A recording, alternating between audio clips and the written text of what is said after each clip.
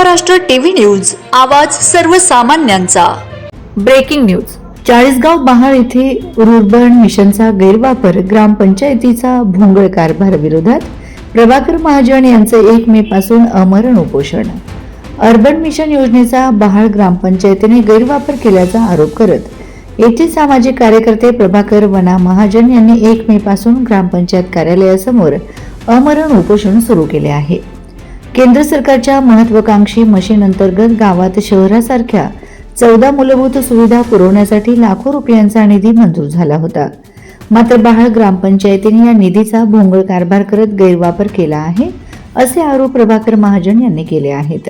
Rubin mission गावासाठी किती निधी आणला व तो कोणत्या कामावर खर्च झाला, कामाचे बिल, मोजमाप, पुस्तिका दाखवा, 24 तास पाणी पुरवठा, घाणकचरा व्यवस्थापन, रस्ते, पथदिवे यापैकी कागदावर पूर्ण दाखवलेली कामं प्रत्यक्षात कुठे आहेत, मंजूर कामांचे टेंडर, दर्जा तपासणी अहवाल कुठे आहे, ग्रामसभेला विश्वासात न घेता ठराव मंजूर करून निधी वळवला का, ग्रामसभेला विश्वासात न घेता ठराव मंजूर करून निधी वळवला का।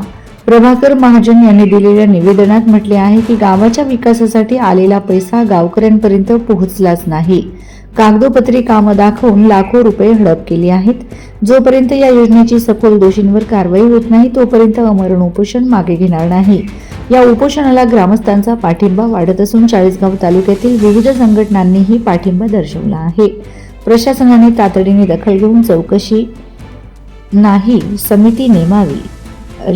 चौकशीसाठी समिती नेमावी अशी मागणी ग्रामस्थांनी केली आहे। वंदे महाराष्ट्र टीव्ही मीडिया, मनीषा बैरागी, चाळीसगाव तालुका चाळीसगाव, जिल्हा जळगाव। आमच्या गावामध्ये आमरण उपोषण चालू आहे। डॉक्टर श्यामा मुखर्जी रुबल योजनेअंतर्गत अपूर्ण असलेले काम पूर्ण करून नागरिकांना सेवा उपलब्ध करून देण्यासाठी प्रभाकर वना महाजन यांच्यासाठी बीडीओ साहेबांचा साहेबांचं नाव काय, विस्तार अधिकारी आणि बीडीओ साहेब यांचं दोघांचं बोलणं चालू असताना बीडीओ साहेबांची एवढी मोठी हिंमत आहे की बीडीओ साहेब असे म्हणतात की उपोषणकर्त्याला 2-4 तास बसू द्या, 2-4 तास बसल्यावर तो ऑटोमॅटिक उपोषण सोडेल। याचा अर्थ बीडीओ साहेबांची जी दादागिरी आहे चाळीसगाव तालुक्यातली, याचा अर्थ काय होतो, 2-4 तास बसू द्या म्हणजे काय।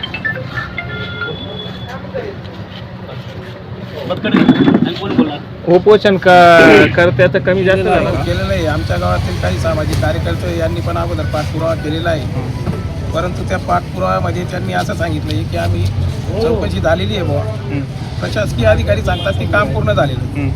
पण माझं असं म्हणणं आहे की मुख्य कार्यकारी अधिकारी यांनी बहाळ येथे प्रत्यक्ष भेट देऊन सदर कामं जर झालेली असतील तर त्यांनी ती दाखवावी, आणि जर ते कामं झालेली असतील, मी जर चुकीचा आरोप करत असेल तर त्यांनी माझ्यावर गुन्हा दाखल करावा। अन्यथा जर कामं झालेली असतील, ज्या शासकीय अधिकाऱ्यांनी पत्र पाठवलेली किंवा पत्रव्यवहार केलेला आहे त्यांनी त्या जागेवर जाऊन जर कामं झालेली नसतील तर त्यांच्यावर गुन्हा दाखल का करण्यात येईल। आणि बहुतेक तर बरेचशी कामं असे झालेली आहेत। आमच्या इथं 15 वित्त योजनेमध्ये पण ते कामं दाखवलेली आहेत, तीच कामं रुर्बन योजनेमध्ये पण झालेली। मग आम्हाला गावकऱ्यांना असा प्रश्न आहे की नेमकं कोणत्या योजनेतून हे काम झाले। ग्रामपंचायत वैयक्तिक ठराव पास करून बिलं काढून घेते? नाही, बहुतेक तर तसेच कामं झालेले आम्हाला असं आढळून आलेली। आता आमच्या इथं चालूला बाजारवाट्यांचं काम आहे। 7/10/2025च्या मीटिंगमध्ये बाजारवाटे उंच करणे, दुरुस्ती करणे व रस्ते उंच करणे असा ठराव झालेला आहे। आणि आता जे काम चालू आहे त्याच्यात इस्टिमेट डायरेक्ट पूर्ण प्लेन दाखवलेली, इस्टिमेट हे चुकीचं बनवलेलं आहे अशी माझी ही वैयक्तिक मागणी। आता मागणी काय तुमची? पूर्ण माहिती की आमच्या इथं जे आरो प्लॅनचं काम चालू आहे किंवा झालेले दाखवत आहेत ते लोकांसाठी खुले करावे, कोल्ड स्टोरेज शेतकऱ्यांसाठी खुले करावे, चालू करावे, लोकांना त्याचा लाभ मिळावा ही आमची मागणी।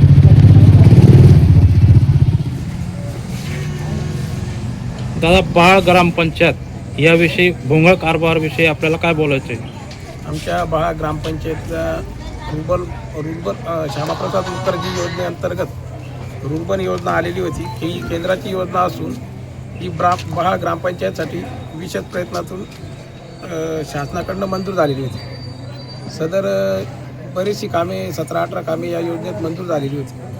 त्यात प्रामुख्याने वॉटर फिल्टर, आरो प्लॅन होता, कोल्ड आपलं शेतकऱ्यांसाठी कोल्ड स्टोरेज होते, मिल्क चिलिंग प्लॅन्ट होते, केळी पिकवण्याची यंत्र होती, परत कॉन्क्रिटीकरण होतं, अंडरग्राऊंड गटरी होते, परंतु त्याच्यात बरेचसे कामे झालेली नाही. आमच्या प्रमुख मागण्या हे आहेत की बसस्टँडवर बस स्टँडवर कोल्ड आर ओ फिल्टर प्लॅन्टचं काम 2021-22 पासून चालू झालेलं होतं, परंतु ते आज तगायत पूर्ण झालेलं नाही. शासनाकडे आम्ही मागणी केली असता ते आम्हाला सांगतात की काम पूर्ण झालेलं आहे. काम जर पूर्ण झालेलं नाही तर आजपर्यंतच्या लोकांना एक ग्लाससुद्धा पाणी प्यायला भेटलेलं नाही.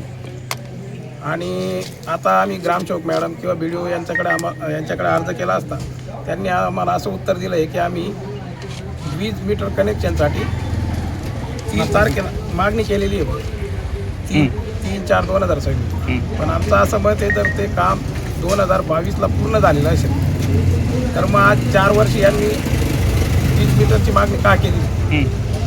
आणि जर ते म्हणताय की आम्ही मागणी करतोय तर माझ्या माहितीनुसार त्यांनी त्याच आर ओ प्लॅन्टचं 9,000 रुपये बिल भरलेलं दाखवत आहे. याचं उत्तर पण त्यांनी आम्हाला द्यावं. तसेच मराठी शाळेत प्लेग्राऊंड बांधलेलं आहे, दाखवलेलं आहे, ते माझ्या माहितीनुसार 5 लाख रुपये किमतीचं आहे, परंतु ते फक्त 2 पोल आठवा आलेले, खाली गिट्ट्या वगैरे किंवा कॉन्क्रीट काहीच काम झालेलं. काही वस्तू आहेत प्लेग्राऊंडच्या प्ले याच्यात पोरांना खेळण्यासाठी, ते पण गहाळ झालेले. वंदे महाराष्ट्र टीव्ही न्यूज, आवाज सर्वसामान्यांचा. अशाच नवनवीन बातम्या पाहण्यासाठी आमच्या चॅनलला सबस्क्राईब करा, बेल आयकॉनला क्लिक करा.